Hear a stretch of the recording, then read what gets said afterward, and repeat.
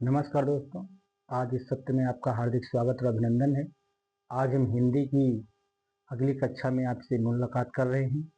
इस कक्षा में हम पढ़ेंगे शब्द और शब्दों का वर्गीकरण। ये बहुत ही महत्वपूर्ण कक्षा है। विभिन्न प्रतियोगी परीक्षाओं में यहाँ से प्रश्न बनते हैं जो बहुत ही इम्पोर्टेंट प्रश्न होते हैं। आइए जुड़ते हैं इनसे। देखिए, सबसे पहले हम पढ़ेंगे यहाँ पे शब्द एवं वर्गीकरण। तो शब्द और वर्गीकरण से जो बनने वाले प्रश्न जिस खंड से, तो इसका मैंने एक सिनॉप्सिस बना दिया है। एक बार हम सामने से थोड़ा सा हट जाते हैं, आप लोग स्क्रीनशॉट ले सकें या फिर इसे अपनी कॉपी पे नोट डाउन कर सकें। तो ये आपको क्या रहेगा, यहाँ पर आपको ये पता चल जाएगा कि ये जो कक्षाएं होंगी वो किस क्रम में होंगी, यहाँ से बनने वाले क्या क्या टॉपिक हैं वो आपके सामने हमने सिनॉप्सिस के रूप में रख दिया है। देखिए, सबसे पहले यहाँ पे शब्द एवं वर्गीकरण पढ़ेंगे। फिर इसमें जो पहला प्रश्न पढ़ेंगे वो परिभाषा का पढ़ेंगे, परिभाषा इससे क्या होती है शब्द की। फिर है कुछ प्रमुख शब्दावलियां क्या है, यहाँ पर इनका परिचय देखेंगे। शब्द और पद में अंतर क्या होता है, शब्द और शब्दांश में अंतर क्या होता है। फिर अगर शब्द का वर्गीकरण करें हम तो दो तरह के शब्द होते हैं, एक सार्थक शब्द होता है और दूसरा निरर्थक शब्द होता है। सार्थक शब्दों को अगर हम देखें तो चार प्रकार में हम क्या कर सकते हैं, इसको बांट सकते हैं। तो टोटल सार्थक शब्दों को चार तरह से हम इसको बांट सकते हैं। पहला हो जाएगा रचना बनावट के आधार पर, दूसरा हो जाएगा व्युत्पत्ति या उत्पत्ति के आधार पर, अगला हो जाएगा अर्थ के आधार पर, अगला हो जाएगा तो विकार के आधार पर। तो यहाँ पे अगर हम देखें कि रचना बनावट के आधार पर जो शब्द होते हैं वो कौन कौन से होते हैं, तो ये रूढ़ शब्द होते हैं, योग रूढ़ शब्द होते हैं और यौगिक शब्द होते हैं। व्युत्पत्ति या उत्पत्ति के आधार पर अगर हम देखें तो देशज, विदेशज, तत्सम और तद्भव होते हैं। यहाँ भी चार प्रकार के देखने को मिलते हैं। रचना या बनावट के आधार पे तीन तरह के देखने को मिलते हैं। अर्थ के आधार पे वाचक, लाक्षणिक और व्यंजक के तीन तरह के देखने को मिलते हैं। विकार के आधार पे या परिवर्तन के आधार पे ये दो प्रकार के होते हैं, एक होते हैं विकारी और एक होते हैं अविकारी। तो यहाँ पे अगर हम देखें कि विकारी जो होते हैं वो चार होते हैं, संज्ञा, सर्वनाम, क्रिया, विशेषण। इसी तरह से अविकारी या अव्यय क्या होते हैं, तो ये चीज चार प्रकार के होते हैं। पहला होता है क्रिया विशेषण जिसे इंग्लिश में एडवर्ब कहते हैं, संबंध बोधक अव्यय जिसे प्रीपोजिशन कहते हैं, अगला है समुच्चय बोधक जिसे कंजक्शन कहते हैं, अगला है विषयादि बोधक इंटरसेक्शन कहते हैं इसको। अब यहाँ पे आप ये देख सकते हैं कि ये हमारा क्या हो गया, क्लासिफिकेशन हो गया है। तो यहाँ से जो प्रश्न बनेंगे वो मैंने आपके सामने रख दिए हैं। अब ये जो हमारा हिस्सा है, ये जो हिस्सा है इसे हम क्या कहते हैं, अगर देखें तो पार्ट ऑफ स्पीच कहते हैं इंग्लिश में, जिसे हिंदी में क्या बोलते हैं तो शब्द भेद कहते हैं। इसी शब्द भेद में लगभग 8 से 10 जो क्लासेज होंगी इसकी, और दो क्लासेज लगभग यहाँ से, इसलिए एक मैंने कल आपको बताया था कि ये 10 से 12 या 13 क्लास का टोटल मामला रहेगा।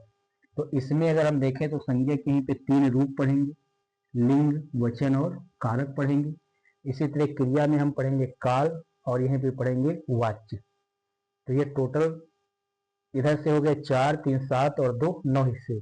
इधर में एक और टॉपिक इसी में हम ऐड कर लेंगे, अलग से इसके अंतर्गत नहीं आता, वो अलग से आता है, अव्यय के अंतर्गत आता है, वो होता है निपात का। तो यहाँ से एक प्रश्न क्या बनेगा, निपात से बनेंगे। तो कुल मिला के ये टोटल 10 से 12 या 13 क्लासों का मामला होगा।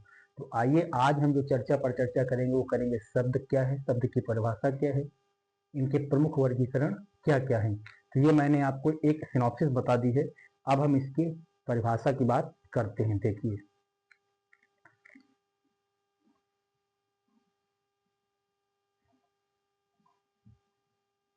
इधर ये परिभाषा की बात कर लेते हैं कि इसकी परिभाषा क्या होती है। तो देखिए, परिभाषा में अगर हम बात आपसे कर लें कि इसकी परिभाषा क्या होगी, तो अगर हम देखें शब्द क्या है, शब्द क्या है, जो शब्द होता है वह वर्णों का मेल होता है या वर्णों के मेल का समूह होता है, जिसका एक उचित अर्थ हो या जिसका एक सार्थक अर्थ होता है, क्या कहलाता है, तो शब्द कहलाता है।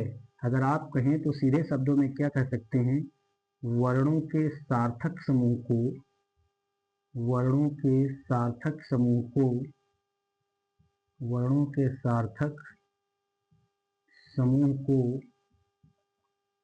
शब्द कहते हैं। तो ये हो गया वर्णों का सार्थक समूह, यानी कि वर्णों का जो ये सार्थक समूह हो गया, इसे हमने क्या कह दिया, शब्द कह दिया। अब अगर यहीं पे हम देखें कि क्या क्या हो सकता है और प्रश्न क्या बन सकते हैं, तो जैसे आपने यहाँ पे एक शब्द लिख दिया, एग्जाम्पल के तौर पे क्या लिख दिया, तो अक्षर लिख दिया। तो ये अक्षर एक क्या हो गया हमारे सामने, शब्द हो गया। एग्जाम्पल मैंने यहाँ पे लिख दिया। तो यहाँ पे अगर इसको हम तोड़े तो क्या निकलेगा, अ धन छ धन रा। तो ये इसकी क्या हो गई, ध्वनियां हो गई, यानी कि इसमें स्वर वर्ण लगे हुए हैं इसलिए वर्ण है। अगर इसको और हम तोड़ दें तो किसमें बदल जाएगा, तो ध्वनि में बदल जाएगा। तो वर्णों का ये क्या हो गया, एक सार्थक समूह हो गया, जिसे हम क्या कहते हैं, तो शब्द कहते हैं। अब अगर यहीं पे एक चीज हम और देखना चाहें तो क्या कह सकते हैं कि एक होता है शब्द और एक होता है पद। तो शब्द और पद क्या है, तो अगर हम देख लें, मान लो मैंने एक वाक्य लिख दिया, सोहन घर जाता है, सोहन घर जाता है। तो अगर शब्द मुक्त अवस्था में होते हैं तो क्या कहलाते हैं, शब्द कहलाते हैं। वही शब्द अगर किसी वाक्य में प्रयोग हो जाते हैं तो उसे क्या कहते हैं, तो पद कहते हैं। जैसे यहाँ सोहन क्या हो गया, एक पद हो गया, ये कर्ता पद है, घर संज्ञा पद है। यहाँ पे सोहन भी क्या है, कार्य कर रहा है घर जाने का, इसलिए कर्ता कह सकते हैं, संज्ञा पद भी कह सकते हैं। जाता हमारा क्रिया हो जाएगी और है क्या हो जाएगी, तो क्रिया हो जाएगी। इसीलिए आपने देखा होगा और ये समझा होगा कि कभी हम शब्द अन्वय नहीं पढ़ते, क्या पढ़ते हैं, पद अन्वय पढ़ते हैं। पद अन्वय, पद अन्वय का मतलब होता है वाक्य में जो प्रयुक्त शब्द हैं उनको तोड़ कर पढ़ें। जैसे एक माला है, तो इस माला में अगर मोती बहुत सारे हैं और ये मोती क्या है, इसमें पिरोए हुए हैं, तो इसे हम माला का रूप कहते हैं। लेकिन अगर इसी मोती को अलग कर लें तो उसे हम क्या कहते हैं, तो मोती कहते हैं। तो मोती कैसा हो गया, शब्द हो गया। और अगर एक माला में शब्द पिरोए जाते हैं तो क्या कहलाते हैं, पद कहलाते हैं। तो ये आपने यहाँ पे देख लिया कि शब्द क्या होते हैं और पद क्या होते हैं। अगर इसी शब्द की इस परिभाषा से हम देखें तो आप एक चीज निकाल सकते हैं कि ध्वनि क्या होता, मैंने उस दिन आपको बताया था, ध्वनि से क्या बनते हैं, तो वर्ण बनते हैं, क्योंकि ध्वनि का जो लिखित रूप होता है वो वर्ण कहलाता है। वर्ण से क्या बनते हैं, तो शब्द बनते हैं, और शब्द से क्या बनते हैं, तो वाक्य बनते हैं। तो अगर आपसे कभी पूछ लिया जाए कि वाक्य की सबसे छोटी इकाई क्या होती है, तो शब्द होती है, और शब्द की सबसे छोटी इकाई क्या होती है, तो वर्ण होती है या ध्वनि होती है। जो ऑप्शन में दिया होगा उसके अनुसार आप टिक करेंगे। तो ये हमारा मेन यहाँ पे निष्कर्ष निकल कर आया कि ध्वनि से वर्ण बनते हैं, क्योंकि ध्वनि का ही लिखित रूप वर्ण है। वर्ण से शब्द बनते हैं और शब्द से क्या बनता है, तो वाक्य बनता है। तो ये हो गया शब्द की परिभाषा, और आपने समझ लिया शब्द और पद में अंतर। अब अगर हम आगे देखें कि शब्द और शब्दांश में क्या अंतर होता है, शब्द और शब्दांश में क्या अंतर होता है, शब्द और शब्दांश में क्या अंतर होता है, देखिए शब्द और शब्दांश, शब्द और शब्दांश में क्या अंतर होता है। तो शब्द तो आप समझ गए, शब्दांश को समझ लीजिए। एक उदाहरण से मैं पहले समझ लेता हूं। जैसे मैंने लिख दिया कमल, तो कमल क्या हो गया, एक शब्द हो गया, किन वर्णों से मिलकर बना है, तो क धन म धन ला। इसमें 3 वर्ण निहित हैं। कौन कौन से, तो क म और ला। तो यहाँ पे 3 वर्ण हो गए। अगर इसको कहेंगे तो हम शब्द कहेंगे, और शब्दांश का मतलब शब्द का अंश जिससे शब्द बनते हैं। तो ये क्या हो गए, हमारे शब्दांश हो गए। तो इसे याद रखेंगे, क्योंकि आगे चल के जो हम टॉपिक पढ़ेंगे उसमें इसका प्रयोग होगा, तभी आप समझ पाएंगे। तो आप आशा करते समझ गए होंगे शब्द क्या होता है और शब्दांश क्या होता है। यानी कि अगर हम देखें, जैसे कमल लिखा हुआ है, तो यहाँ पे क धन मा धन ला हो गया। अगर हम का उच्चारण यहाँ पे निकाले, क्या होगा, अर्थ क्या होगा, तो नहीं पता है। इसी तरह माँ का भी अर्थ नहीं पता है, ला का भी अर्थ नहीं निकलेगा। इसलिए हम ये कह सकते हैं कि कुछ शब्दांश जो होते हैं वो ऐसे होते हैं, अर्थहीन होते हैं। कुछ शब्दांश कैसे होते हैं, अर्थहीन होते हैं, और कुछ शब्दांश ऐसे होते हैं जिनका अर्थ होता है। जैसे अगर आपने लिख दिया विद्यालय, विद्यालय। इसे अगर आप तोड़ेंगे तो क्या हो जाएगा, विद्याधन आलय। तो यहाँ भी इसको हम क्या कह सकते हैं, इसको भी शब्दांश कह सकते हैं। तो विद्या का अर्थ होता है विद्या, यानी कि विद्युता। वालय का मतलब होता है जहाँ पे हम सीखते हैं। तो क्या हो गया, विद्यालय हो गया। तो इसलिए इसका क्या है, अर्थ है, इसलिए कैसा हो गया, अर्थपूर्ण शब्दांश है। और ये कैसा है, तो अर्थहीन शब्दांश है। तो शब्दांश भी दो तरह के होते हैं, एक अर्थहीन और दूसरा क्या होता है, तो अर्थपूर्ण शब्दांश कहलाते हैं। अब हम आगे देखते हैं, अगर वर्गीकरण में जाएं तो वर्गीकरण में मैंने सबसे पहले आपको बताया कि कैसे शब्द होते हैं। तो दो तरह के होते हैं, एक होते हैं सार्थक और दूसरे होते हैं निरर्थक। तो सार्थक शब्द क्या होते हैं, देखिए, ऐसे वर्णों का मेल जिसका कुछ ना कुछ अर्थ निकलता हो, वो क्या कहलाता है, तो सार्थक कहलाता है। यानी कि जिनका अर्थ होता है, या ऐसे भी कह सकते हैं, ऐसे वर्णों का मेल जिसका अर्थ होता है, जिसका अर्थ होता है या अर्थ प्रकट हो, क्या कहलाता है, सार्थक शब्द कहलाता है। जैसे आपने लिख दिया कि ऐसे वर्णों का मेल जिसका अर्थ प्रकट हो, क्या कहलाता है, तो सार्थक शब्द कहलाता है। जैसे आपने लिख दिया एग्जाम्पल के तौर पे विश्वविद्यालय, विश्वविद्यालय। तो इसका अर्थ क्या हो रहा है, वर्णों का निकल रहा है, इसलिए कैसा हो गया, सार्थक। और निरर्थक में आपने लिख दिया टम टम, टम टम, तो यहाँ पे कोई अर्थ नहीं निकल रहा है। तो ऐसे वर्णों का समूह जिनका योग करने पर कोई अर्थ नहीं निकलता है, उन्हें क्या कहते हैं, तो निरर्थक कहते हैं, या निरर्थक शब्द कहते हैं। लेकिन यहाँ एक ध्यान देने योग्य बात है, चाहे आप नोट में लिख लीजिए कि अगर अर्थहीन या निरर्थक शब्दों का प्रयोग सार्थक शब्दों के मध्य में होता है तो उसका अर्थ प्रकट होता है। जैसे घड़ी टिक टिक कर रही है, घड़ी टिक टिक कर रही है, कर रही है। तो यहाँ पे हम देखेंगे जो टिक टिक का आशय है, ऐसे समझ नहीं आता है कि क्या है, निरर्थक शब्द है। लेकिन अगर घड़ी टिक टिक कर रही, इसका मतलब सुई जो घड़ी की है वो चल रही है, यानी कि घड़ी क्या है, अपना समय दिखा रही है। तो यहाँ पे टिक टिक का मतलब ये हो गया। अगर इसी तरह से देखें तो रेलगाड़ी भक भक, रेलगाड़ी भक भक करती हुई आ रही है, आ रही है। तो यहाँ पे आप देखेंगे भक भक का भी अर्थ प्रकट हो रहा है, यानी कि चलती हुई आ रही है। तो जब कभी सार्थक शब्दों के बीच में निरर्थक शब्दों का प्रयोग होता है तो वो क्या होते हैं, अपना अर्थ प्रकट करते हैं। लेकिन यहाँ से कोई प्रश्न नहीं बनता है, इसलिए इसका क्लासिफिकेशन छोड़ देंगे हम। यहाँ पे देखेंगे सार्थक से, मैंने अभी सार्थक के आपको बताया था कि ये कितने प्रकार के होते हैं, तो 4 प्रकार के मैंने आपको बताए थे। तो उसी में हम जो पहला वर्गीकरण है उसको हम पढ़ेंगे। सबसे पहला जो वर्गीकरण हमारा है वो है बनावट के आधार पर। देखिए, बनावट के आधार पर, बनावट के आधार पर।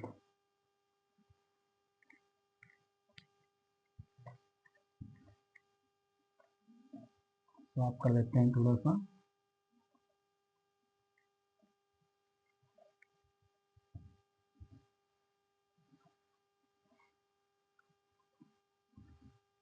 चलिए देखिए। तो पहला हमारा यहाँ पे क्या हो जाएगा, ये हमारा यहाँ पे सबसे पहले हो जाएगा रचना या बनावट के आधार पर। रचना या बनावट के आधार पर।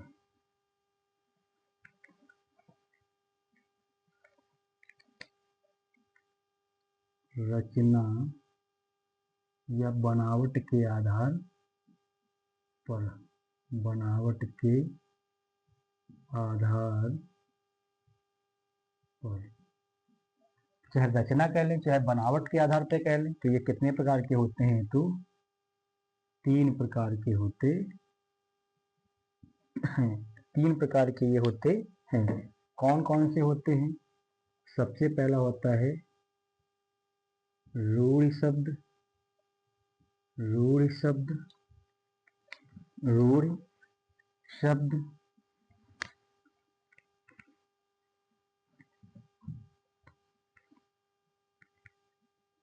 यहाँ पे हो जाएगा आपका सबसे पहला क्लासिफिकेशन क्या हो जाएगा? तो रूढ़ शब्द।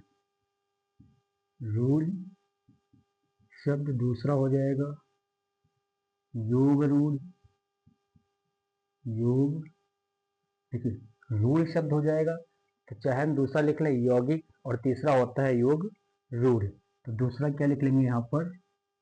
यौगिक शब्द, और जो तीसरा हिस्सा हो जाएगा वो हमारा हो जाएगा योग और रूढ़।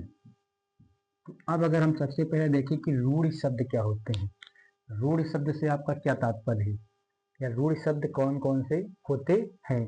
तो अगर हम रूढ़ शब्द की बात करें तो रूढ़ का मतलब होता है जड़, यानी कि ऐसे शब्द जो किसी शब्द के मेल से न बनते हों, उनका जो अर्थ होता है वो स्वतंत्र होता है। या आप ये कह सकते हैं कि ऐसे शब्द जो अर्थहीन शब्दांश से मिलकर बने होते हैं क्या कहलाते हैं? तो रूढ़ शब्द कहलाते हैं। ऐसे शब्द जो अर्थहीन शब्दांश से मिलकर बने होते हैं क्या कहलाते हैं? तो रूढ़ शब्द कहलाते हैं। तो यहाँ पे अगर हम सबसे पहले लिखें तो आप ऐसे लिख सकते हैं कि जो शब्द के योग से नहीं बनते, जो शब्द के योग से, शब्द के योग से नहीं बनते, नहीं बनते, तो क्या कहलाते हैं? रूढ़ शब्द कहलाते हैं। क्या कहलाते हैं? तो रूढ़ शब्द कहलाते हैं। जैसे आपने लिख लिया आम,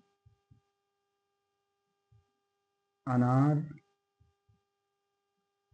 आम, अनार।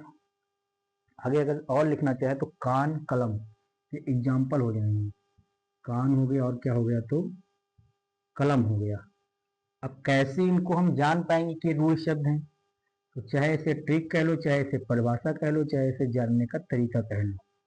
तो मान लो मैंने कलम शब्द ले लिया और इसको मैंने क्या कर दिया? तोड़ दिया। क, ल और म, ये इसके जो शब्दांश है उसमें मैंने तोड़ दिया। तो का भी यहाँ पे कोई अर्थ नहीं निकल रहा है, ला का भी कोई अर्थ प्रकट नहीं होता है, माँ का भी कोई अर्थ प्रकट नहीं होता है। इसलिए हम कह सकते हैं एक ऐसा शब्दांश है तो ये अर्थहीन शब्दांश है। इसलिए ये क्या हो जाएगा? रूढ़ शब्द हो जाएगा, क्योंकि ये किसी भी शब्द से मिलके नहीं बना हुआ है, ये अपने आप में स्वतंत्र शब्द है, इसलिए एक ऐसा शब्द है तो रूढ़ शब्द है। तो आशा करते हैं आपको समझ आ गया होगा। यानी कि अगर किसी शब्द को हम तोड़ें और तोड़ने के बाद जो वर्ण मिलते हैं उन वर्णों का अगर कोई शाब्दिक या कोई अर्थपूर्ण भाव न निकले तो उस शब्दांश को अर्थहीन शब्दांश कहते हैं, और वह अर्थहीन शब्दांश हमारा क्या हो जाता है? तो रूढ़ शब्द हो जाता है। तो ये मैंने उदाहरण आपको समझा दिया, और कैसे निकालेंगे ये मैंने आपको बता दिया। अब जो यौगिक शब्द होते हैं ये क्या होते हैं? तो जो यौगिक शब्द होते हैं तो जो दो या दो से अधिक, दो या दो से अधिक, दो या दो से अधिक शब्दों के योग से बने हों, शब्दों के योग से बने हों, योग से बने हों, क्या कहलाते हैं? यौगिक शब्द कहलाते हैं। जैसे एग्जाम्पल के तौर पे अगर हम देखें तो क्या हो जाएगा? विद्यालय हो जाएगा। तो अगर विद्यालय को हम देख लें तो कैसे, किसमें तोड़ेंगे? तो विद्या, धन, आलय। तो एक शब्द क्या हो गया यहाँ पर? एक पद विद्या हो गया, दूसरा शब्दांश क्या है? आलय हो गया। दोनों को जोड़ लिए तो क्या हो गया? विद्यालय हो गया। अर्थात जहाँ पे हम शिक्षा सीखते हैं वो हमारा क्या होता है? तो विद्यालय होता है। तो एक ऐसा शब्द हो गया, यौगिक शब्द हो गया, इसे कंपाउंड भी कह देते हैं, यानी कि जो दो शब्दों से मिलकर बना होता है। इसी तरह से अगर आप और कह दें कि विद्यार्थी, विद्यार्थी, इसमें जाएंगे तो क्या हो जाएगा, विद्याधन अर्थी हो जाएगा, इसलिए क्या बन गया, विद्यार्थी बन गया। अगर और एक आल शब्द हम लिखने को देखें तो विश्वविद्यालय, विश्वधन विद्यालय हो जाएगा। इसी तरह से अगर हम और कहना आपसे चाहें कि यहाँ पे और क्या कह सकते हैं, तो आप ये कह सकते हैं कि आग बबूला भी एक शब्द होता, आग बबूला लिख सकते हैं, आग बबूला, तो आग धन बबूला हो जाएगा यहाँ पर। तो ये हो गया यौगिक शब्द।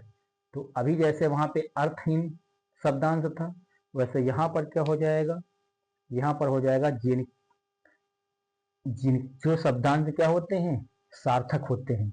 या आप ये कह दें, एक टिक अगर हम लिख दें यहाँ पे तो आप ये कह सकते हैं कि जैसे यहाँ पे कलम था, तो जिन शब्दों के खंड, जिन शब्दों के खंड जब तोड़ें, जिन शब्दों के खंड सार्थक ना हो, सार्थक ना हो, वो सब के सब क्या होते हैं, रूढ़ शब्द होते हैं। यहाँ पे अगर लिखना चाहें तो क्या लिख सकते हैं, जिन शब्दों के खंड, जिन शब्दों के खंड करने पर सार्थक हों, सार्थक हों, क्या कहलाएंगे, यौगिक शब्द कहलाएंगे। इसी तरह से योग और रूढ़ देख लें, तो योग और रूढ़ यानी कि जो दो या दो से अधिक शब्दों से मिलकर बने होते हैं, लेकिन वो अपना सामान्य अर्थ छोड़कर एक विशेष अर्थ देने लगते हैं, क्या कहलाते हैं, योग रूढ़ शब्द कहलाते हैं।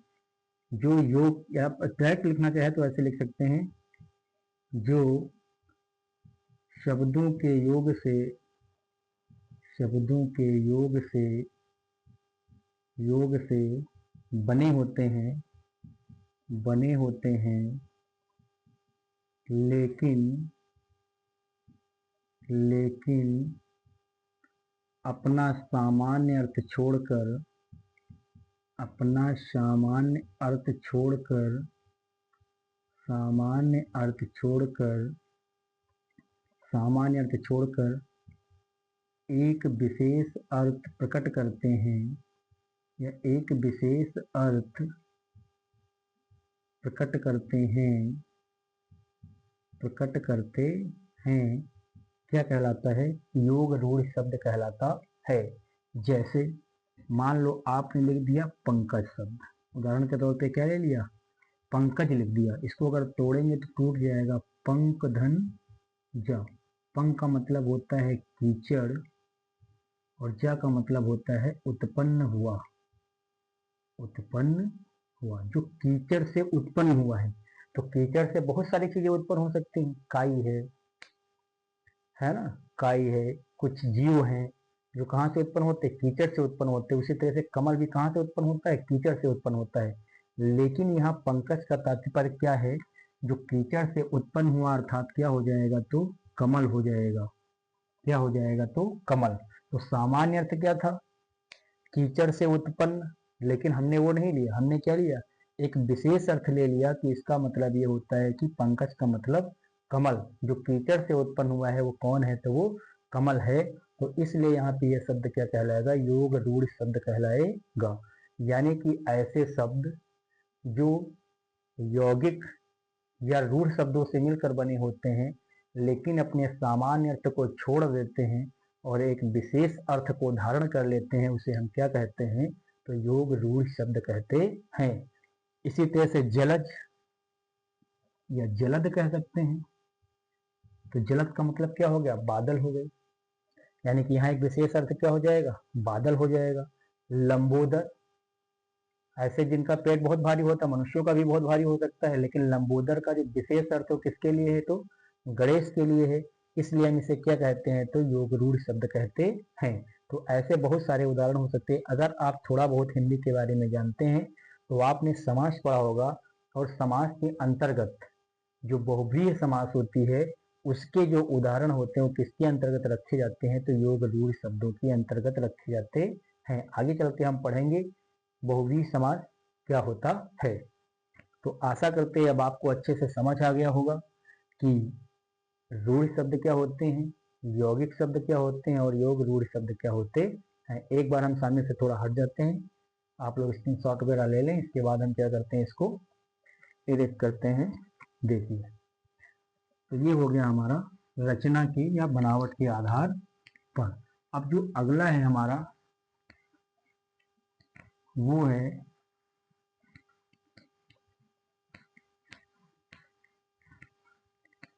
जो अगला है हमारा दूसरा हिस्सा, वो क्या हो जाएगा, वो हो जाएगा हमारा उत्पत्ति के आधार पर। किस आधार पे, तो उत्पत्ति या व्युत्पत्ति एक ही बात है, उत्पत्ति के आधार पर, उत्पत्ति के आधार पर। तो अगर यहाँ पे हम देखें तो ये सामान्यतः 4 प्रकार के देखे जाते हैं। कितने प्रकार के, तो 4 प्रकार के देखे जाते हैं। पहला हो जाएगा यहाँ पे हमारा, सामान्यतः कितने प्रकार के देखे जाते हैं, तो 4 प्रकार के देखे जाते हैं। तत्सम, तत्सम शब्द, तत्सम शब्द। दूसरा हो जाएगा तद्भूत शब्द, तद्भू शब्द। अगला हो जाएगा देशज शब्द, देशज शब्द। और अगला हो जाएगा विदेशज या विदेशी शब्द, विदेशी शब्द, विदेशी शब्द। देखिए, तत्सम शब्द को अगर देखें कौन से होते हैं, तो इसको आप ऐसे लिख सकते हैं, तोड़ लें तो तत् धन सम। तत् का मतलब हो जाएगा उसी के समान, उसी या उसके, और सम का मतलब समान। जो उसी के समान हो, जो उसी के समान हो अर्थात किसके समान हो, तो क्या हो जाएगा, जो संस्कृत के समान हो। क्योंकि हिंदी की उत्पत्ति कहाँ से हुई, संस्कृत से हुई है। तो उसी भाषा के जो समान होते हैं, उसी भाषा का तात्पर्य यहाँ का है से है, तो संस्कृत से है। यानी कि ऐसे शब्द जो संस्कृत भाषा से लिए गए हों और उनका प्रयोग हम किसमें कर रहे हो, हिंदी के अंतर्गत करते हैं, तो क्या कहलाता है, तत्सम शब्द कहलाते हैं। ये संस्कृत के शुद्ध रूप होते हैं या संस्कृत के शुद्ध शब्द होते हैं। तो याद करने के लिए मैंने आपको बता दिया, तोड़ लेंगे तत् धन सम, अर्थात जो उसी के समान हो, अर्थात किसके समान, संस्कृत के समान हो, वो क्या होते हैं, तत्सम शब्द कहलाते हैं। तो संस्कृत के जब शब्दों का प्रयोग हम ज्यों का त्यों किसमें कर लेते हैं, हिंदी में कर लें, यानी कि संस्कृत शब्दों का प्रयोग किसमें हम कर लें, ज्यों का त्यों, ज्यों त्यों हिंदी में कर लें, तो इसे क्या कहते हैं, तत्सम शब्द कहते हैं। अब तत्सम शब्द केवल संस्कृत के नहीं हो सकते हैं, तत्सम शब्द अंग्रेजी के भी हो सकते हैं, विभिन्न भाषाओं के भी हो सकते हैं। यदि किसी भी भाषा के शब्द का प्रयोग हम अपनी भाषा में उसी रूप में कर लें जिस रूप में वो उस भाषा में प्राप्त होते हैं, तो इसे क्या कहते हैं, तत्सम कहते हैं। ये याद रखेंगे। जैसे मैंने कलेक्टर लिख दिया, तो है किसका है, अंग्रेजी का, तो अंग्रेजी का क्या हो जाएगा, तत्सम हो जाएगा। तो जैसे एग्जाम्पल के तौर पे अगर हम यहाँ लिखना चाहें तो हम ये लिख सकते हैं, पुष्प अग्नि, पुष्प है, अग्नि है, हस्त है, तो पुष्प अग्नि हस्त। यहीं पे अगर और हम देखना चाहें तो क्या लिख सकते हैं, तो मुख और आम्र हो जाएगा, मुख और आम्र। ये शब्द हमारे क्या हैं, सब के सब तत्सम शब्द होते हैं। तो ये आपको समझ आ गया होगा। अब इसी तरह से देखें तद्भव क्या होता है, तो यहाँ पे भी अगर हम देखें तो इसको कह सकते हैं तद धन भव, उसी से उत्पन्न, उसी से उत्पन्न, भव माने उत्पन्न, काहे से उत्पन्न, तो संस्कृत से उत्पन्न। यानी कि संस्कृत से उत्पन्न शब्दों का अपने अनुसार प्रयोग क्या कहलाता है, तद्भव शब्द कहलाता है। या संस्कृत से उत्पन्न शब्द का विकृत रूप क्या होता है, तो तद्भव शब्द कहलाता है। जैसे यहाँ पे पुष्प है, वहां पे क्या हो जाएगा, फूल हो जाएगा, तो वहां पे क्या हो जाएगा, तो फूल हो जाएगा। जैसे यहाँ पे क्या है, अग्नि है, तो यहाँ पे क्या हो जाएगा, आग हो जाएगा। तो ये कैसा हो गया, हिंदी का। यानी कि संस्कृत के शब्दों को तोड़ मरोड़ कर जब हम अपने अनुसार क्या करते हैं, विकृत रूप में प्रयोग करते हैं, तो वो शब्द जो बनते हैं वो क्या कहलाते हैं, तद्भव शब्द कहलाते हैं। ये क्या होते हैं, तो ये संस्कृत में यहाँ पे तो ये शुद्ध होते हैं, लेकिन यहाँ पे क्या होते हैं, तो अशुद्ध हो जाते हैं। तो इसलिए क्या कहलाते हैं, हमारे तद्भव शब्द कहलाते हैं। तो ये आपको समझ आ गया होगा कि तत्सम शब्द क्या होते हैं और तद्भव शब्द क्या होते हैं। अब इसी तरह से अगर हम आगे देखें कि देशज और विदेशज क्या होते हैं, देशज और विदेशज क्या होते हैं। तो यहाँ पे अगर हम बात कर लें आगे, तो देखिए देशज और विदेशज की बात कर लेते हैं कि देशज कौन से होते हैं और विदेशज कौन से होते हैं। तो ऐसे शब्द ऐसे शब्द ऐसे शब्द जिनका ऐसे शब्द जिनका उद्भव पता ही ना हो, या जिनकी उत्पत्ति कैसे हुई है ये पता ही ना हो, तो सब के सब क्या कहलाते हैं, देशज शब्द कहलाते हैं। तो ऐसे शब्द जिनकी व्युत्पत्ति का जिनकी व्युत्पत्ति का ज्ञान न हो वो सब के सब क्या कहलाते हैं, तो देशज शब्द कहलाते हैं। जैसे तेंदुआ, अगर एग्जाम्पल के तौर पर देखें तो तेंदुआ, चिड़िया, खटिया, मचिया, इस सब के शब्द कैसे शब्द हो गए, देशज शब्द हो गए। लुटिया, जिसे लोटा कह देते, ये शब्द कैसे हैं, ये देशज शब्द है। तो यानी कि जिनके बारे में पता ही नहीं है कि वो कहाँ से उत्पन्न हुए हैं, किस भाषा के हैं, तो सब के सब कैसे होते हैं, तो देशज शब्द होते हैं। आगे अगर हम देखें कि विदेशज शब्द क्या होते हैं, तो देखिए अगर हम बात कर लें किसकी, विदेशज शब्दों की, तो देखिए विदेशी शब्द क्या होते हैं, विदेशज क्या होते हैं, विदेशी शब्द, विदेशी शब्द क्या होते हैं, विदेशज शब्द क्या होते हैं। तो अगर हम यहाँ पर देख लें तो जो भिन्न या विभिन्न भाषाओं से आकर हिंदी में प्रयोग किए जा रहे हैं वो सब के सब क्या होते हैं, विदेशज होते हैं। जो विभिन्न भाषाओं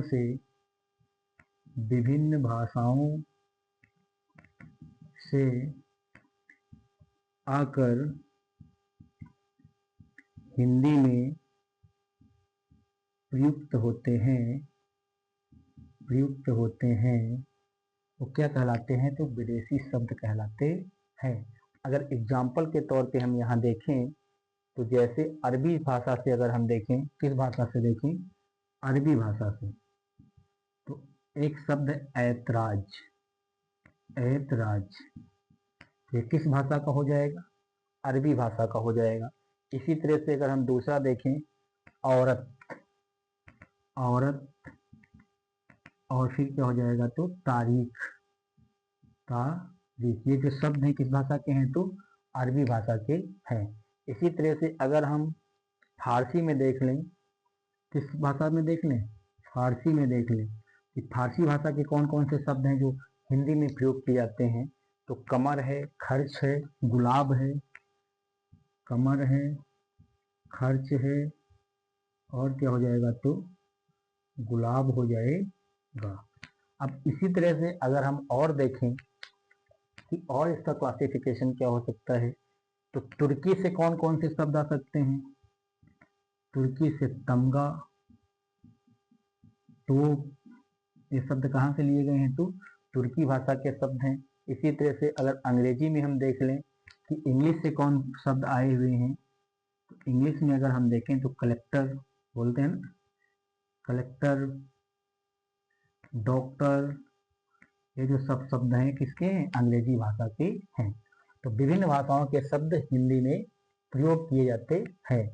तो ये हो गए हमारे विदेशज शब्द। इस विदेशज शब्द में अगर हम कुछ चीजें देख लें, जैसे आपने देखा होगा क, ख, क, ख, ग, फ और जा। तो इनके नीचे क्या लगा होता है? नुक्ता लगा होता है। जैसे यहाँ पे लिखा है किताब, लेकिन हम क्या करते हैं, इसको कैसे लिख देते हैं? ऐसे लिखते हैं किताब। आज हिंदी में इसका प्रयोग हम बिना नुक्ता के कर रहे हैं, तो ये क्या हो गया हमारा? विदेशी शब्द हो गया। ये हिंदी में इसका इस तरह से अब हम प्रयोग कर रहे हैं, और ये कैसा था पहले? इस तरह का रहा। अब हम नुक्ता नहीं लगाते, ऐसे ही लिख देते हैं, तो ये क्या हो गया? हमारे विदेशी शब्द हो गए। ये मैंने आपको समझा दिया। दो चीजें, एक बनावट के आधार पे, दूसरे उत्पत्ति के आधार पर। अब यहाँ से जो महत्वपूर्ण और शब्द हैं उनकी हम एक लिस्ट आपको देंगे।